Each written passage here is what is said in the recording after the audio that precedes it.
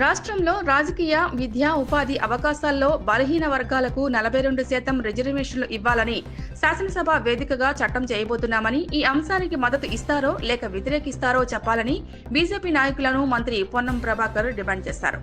సిద్దిపేట జిల్లా Husnabad MLA camp కార్యాలయంలో ఏర్పాటు చేసిన మీడియా సమావేశంలో మంత్రి మాట్లాడారు. 100% సర్వే జరిగిందని తాము చెప్పలేదని, హైదరాబాద్ నగరంలో 3.1%, 2.5 లక్షల ఇళ్లు మొత్తం 3,54,000 ఇళ్లు మిగిలిపోయాయని చెప్పామన్నారు. రిజర్వేషన్ల ప్రక్రియ కోసం జరుగుతున్న ఈ కులాల సర్వేలో కొందరు బీజేపీ నాయకులు అవమానపరిచే విధంగా మాట్లాడుతున్నారని మండిపడ్డారు. ముఖ్యమంత్రి కాంగ్రెస్ శ్రేణుల సమావేశంలో ప్రధాన మంత్రి పుట్టు బీసీ కాదని మాట్లాడారన్నారు. 1994లో చరణ్ దాస్ ముఖ్యమంత్రిగా ఉన్నప్పుడు మారిందా, ఆయన ముఖ్యమంత్రిగా ఉన్నప్పుడు మార్చుకున్నారా అనే అంశంపైనే పక్కన పెడితే ఒకప్పుడు ప్రధాని మోడీ బీసీ కన్వర్ట్ గా మారారన్నది వాస్తవమన్నారు. కిషన్ రెడ్డి, లక్ష్మణ్, రాజేందర్, మిగతా బీజేపీ నాయకులు ప్రధానమంత్రి కులానికి సంబంధించిన ప్రస్తావన తెచ్చి తెలంగాణ బలహీన వర్గాలకు అన్యాయం చేసే ప్రయత్నం మానుకోవాలన్నారు.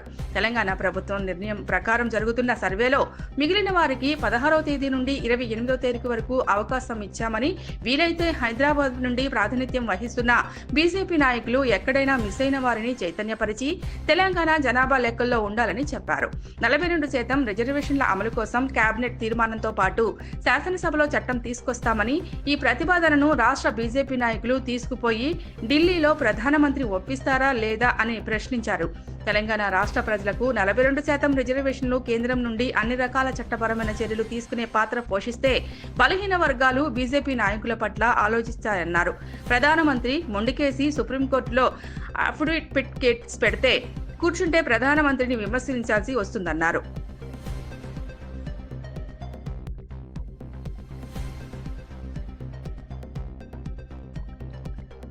దేశంలో కాంగ్రెస్ అధికారంలోకి వస్తే దేశవ్యాప్తంగా, రాష్ట్రంలో అధికారంలోకి వస్తే ఆ రాష్ట్రాల్లో కుల సర్వే చేస్తామని చెప్పిన దానిలో భాగంగా తెలంగాణ ప్రభుత్వ పక్షాన 1,00,000 మంది ఉద్యోగులను నియమించి 150 ఇళ్లకు ఒకరు చొప్పున కుల సర్వే జరిగింది.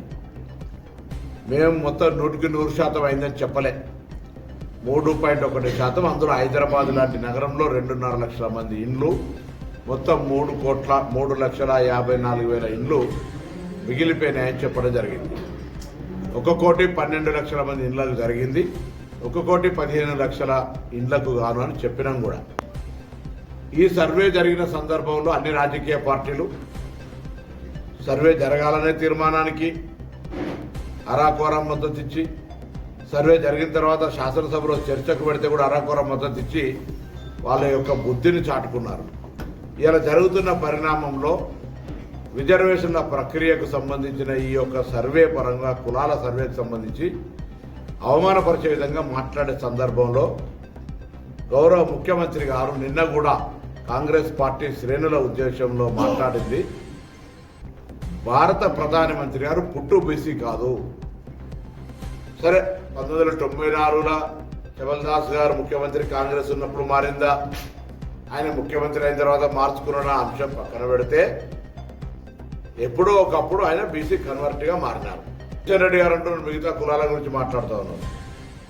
సరే, దేశంలో కిషన్ రెడ్డి గారిని, లక్ష్మణ్ గారిని, రాజేందర్ గారిని, మిగతా భారతీయ జనతా పార్టీ నాయకులందరూ అడుగుతా ఉన్నాం, ఈ ప్రధానమంత్రి కులానికి సంబంధించిన ప్రస్తావన తెచ్చి తెలంగాణ బలహీన వర్గాల వారికి అన్యాయం చేసే ప్రయత్నం మానుకోండి. ఇలా 94లో అయినా, 2004లో ముఖ్యమంత్రి 2001 తర్వాత అయిందా, 5-6 ఏళ్ళ తేడా కావచ్చు. ఇలా ఒకటే మాట అడుగుతాను, తెలంగాణ రాష్ట్ర ప్రభుత్వం తీసుకున్న నిర్ణయం ప్రకారంగా జరిగిన సర్వేకు మిగిలిపోయిన వాళ్ళందరికీ కూడా 16వ తేదీ నుంచి 29వ తారీఖు దాకా ఆప్షన్ ఇచ్చినాం. మీకు వీలైతే, చేతనైతే హైదరాబాద్ నుంచి ప్రాతినిధ్యం వహిస్తున్నారు కాబట్టి ఎక్కడైనా ఎవరైనా మిస్ అయినటువంటి వాళ్ళందరినీ చైతన్యపరిచి తెలంగాణ జనాభా లెక్కలలో ఉండాలని చెప్పండి. జనాభా లెక్కలకు పేర్లు ఇయ్యక, సమాచారం ఇయ్యక, ప్రభుత్వం అడుగుతున్నటువంటి దానికి స్పందించక ఇలా ఏది పడితే అది మాట్లాడితే మంచిది కాదు. అదేవిధంగా ఇలా తెలంగాణ ప్రభుత్వం చేసినటువంటి సర్వేను చట్టబద్ధత చేయడానికి క్యాబినెట్లో పెట్టి తెలంగాణ జనాభా లెక్కలలో 56% బీసీలు వచ్చారు, వాళ్ళకు మేము 42% ఇస్తామని చెప్పిన దాని ప్రకారంగా క్యాబినెట్ తీర్మానం చేయబోతా ఉన్నాం. కేబినెట్ తీర్మానంతో పాటుగా శాసనసభలో చట్టాన్ని తీసుకొచ్చి ఇటు రాజకీయ, ఉపాధి, విద్య అవకాశాల లోపల బలహీన వర్గాలకు 42% ఇవ్వాలని చట్టం చేయబోతా ఉన్నాం. శాసనసభ వేదికగా మీ పార్టీ కూడా వస్తారు. ఈ అంశానికి మీరు మద్దతు వ్యతిరేకమో చెప్పండి అంతే. ఈ యొక్క ప్రతిపాదనని తీసుకొని పోయి ఢిల్లీలో ప్రధానమంత్రి గారిని ఒప్పిస్తారా, ఒప్పియరా?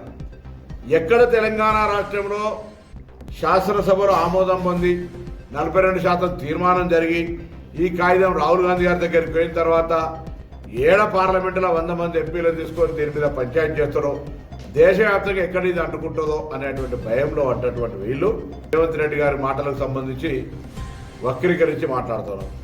రేవంత్ రెడ్డి గారు ప్రధానమంత్రి కన్వర్టెడ్ బీసీ, అంటే పుట్టుకతోటి బీసీ కాదనేటువంటి మాట మీరే ఒప్పుకుంటారు. 1994 సంవత్సరంలో ఇది కాంగ్రెస్ పార్టీ ముఖ్యమంత్రి చబల్దాస్ మహంతరావు చేసిండ్రు అని చెప్తా ఉన్నారు. అంటే అప్పటిదాకానైతే కాదు కదా, ఒప్పుకున్నట్టే కదా, మీరే ఒప్పుకుంటున్నారు కదా. 2001లో అయినారు మేము అంటున్నాం, ముఖ్యమంత్రి అయినాక కాదు అంతకుముందు మీ ముఖ్యమంత్రి చేసిన అంటున్నారు. ఎవరు చేసినా నువ్వైతే పుట్టుకతోటి బీసీ కాదని మీరు ఒప్పుకున్నారు. ఇక దాని గురించి పక్కన పెట్టి ఇవాళ తెలంగాణ రాష్ట్ర ప్రజలకు ఇచ్చినటువంటి బీసీ 42% అవకాశానికి మీరు కేంద్రం నుంచి అన్ని రకాల మంజూరీలు లేదా దానికి సంబంధించినటువంటి చట్టపరమైన చర్యలు తీసుకునే ప్రక్రియలో మీరు క్రియాశీలక పాత్ర పోషిస్తే బలహీన వర్గాలు మీ పట్ల ఆలోచన చేస్తాయి. లేదంటే బలహీన వర్గాల ద్రోహులుగా చరిత్రలో నిలిచిపోవాల్సి వస్తుంది.